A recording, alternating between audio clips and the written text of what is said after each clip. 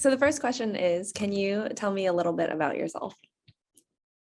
Sure. My name is Shani. I live in Nashville, Tennessee. I'm the mother of two kids, Joa, who's almost 9, and Selah, who's almost 12. I am the founder and CEO of POSSIP. We are a company that helps schools and districts get feedback from their families, students, and staff. And that's it. Awesome. Growing up, did you have a particular framework in mind for how you would approach having a family and a successful career? Well, it's funny. When I was in my early 20s, I had a whole life plan that I was going to get married at 26 and have 2 kids, maybe 3 kids. I had a whole plan.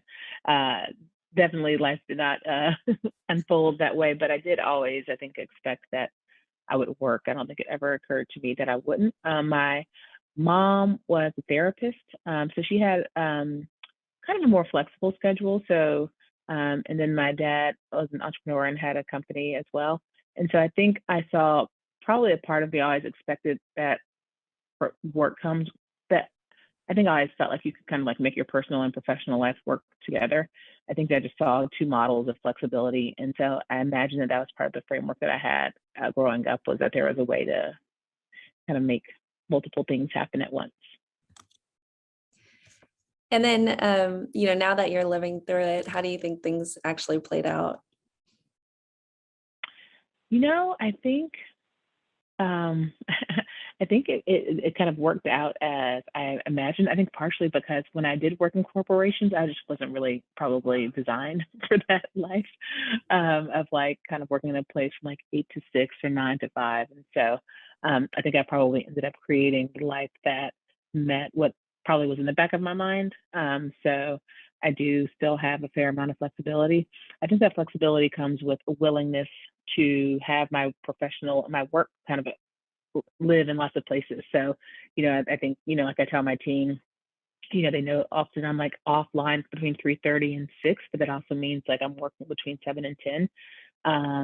And so I think it just that I'm comfortable with that. Whereas I know some people, they like to like leave everything at the office and, leave at 5 and turn it all off. So I'm very willing to make the trade-off of having the flexibility that I have.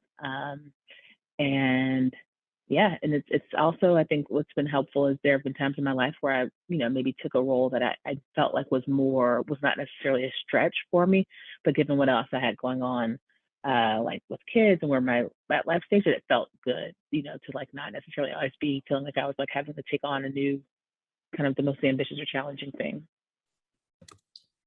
Makes sense. And what have you learned through the years about striking a balance between being a mom and a career woman? It's interesting. A couple of things. So one, sometimes your kids what they say they want is not necessarily what they want. So what I mean by that is there have been times where my kids have said like, you work too much. I wish you didn't work as much, which I'm sure is true. And but they also really like are proud or super proud. And so, kind of realizing that even though sometimes the short term, they may not love the fact that you're like out of town, but they do really admire and are proud of the things that I've done. And so, and I do think that, your kids are watching kind of you. So I think that's something I've learned.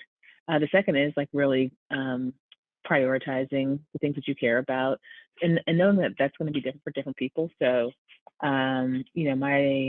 one of my kids goes to school and it's quite a drive to her school. And so a lot of people are like, oh, you can just outsource that and have someone else drive her or carpooling. And so I made the intentional decision that, she's a new middle schooler. I really want her to like have car time and time with us. And so that's the choice I made. And I know that like, it's not always like high leverage as people would say, but it's like valuable and important to me. But then also just being sensitive to like the rhythm of your family and what they need. And so I think that's something that I'm really being sensitive to as well.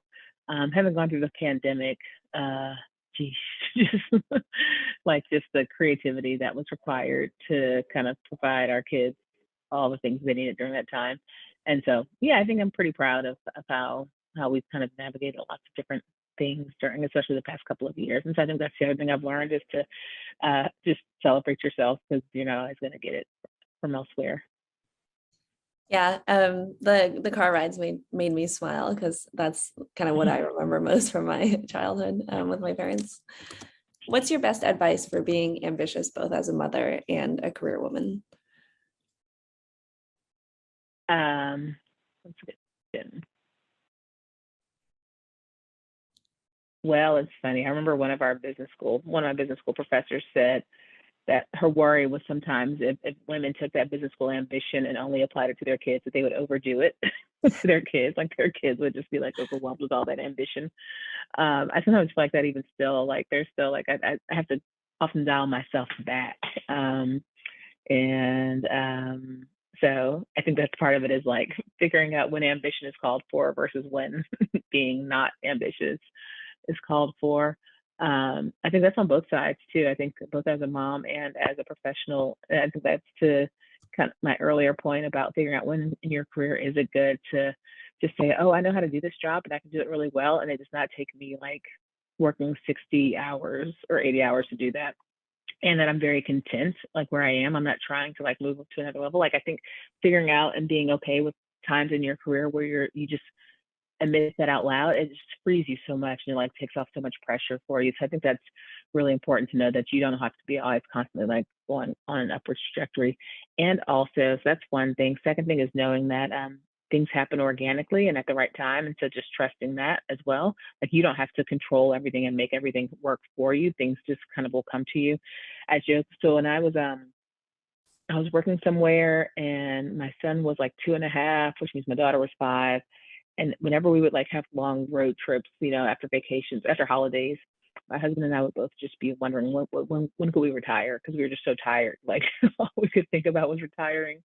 And then my son turned 3, and I had the idea for POSIC for the company I started, and like I just had a whole new set of energy, and I don't think I would have thought that I would ever like just not be tired when I was like, in that kind of young the 3 to 5 year old stage. And so I think just really knowing that give yourself grace. Your body's telling you probably when you're ready to be ambitious or not, and you're going to have the energy you need when you're ready to need it.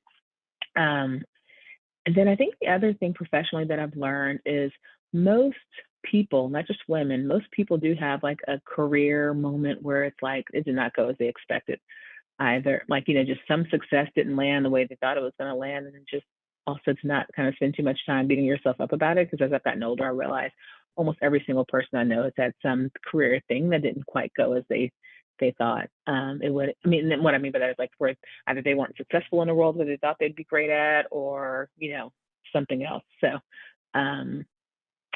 yeah, those are just a few of the thoughts. And then I think the other thing is like bringing both your personal into your professional and your professional into your personal. So I'm glad that my kids are hearing about and seeing things, learning about, for example, pitching to investors and managing a team. And so they overhear those conversations, and I'm really glad about that, because I think that speaks to their ability to develop.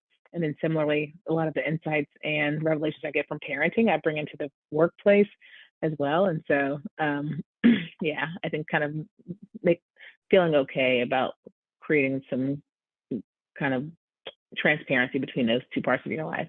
This is a time of a lot of flexibility. They have these fractional CFOs, fractional this, fractional that, and I would want women to really kind of set a vision for what they want and how they want to work, and really just articulate that and feel entitled and empowered to ask for it. Because I just think there's so much of a need for great, talented people, and I wouldn't want a woman who wants to kind of continue working and be a mom to not articulate what she wants, because she could probably get it. Yeah, so that's probably the main thing, just asking for what you want or need.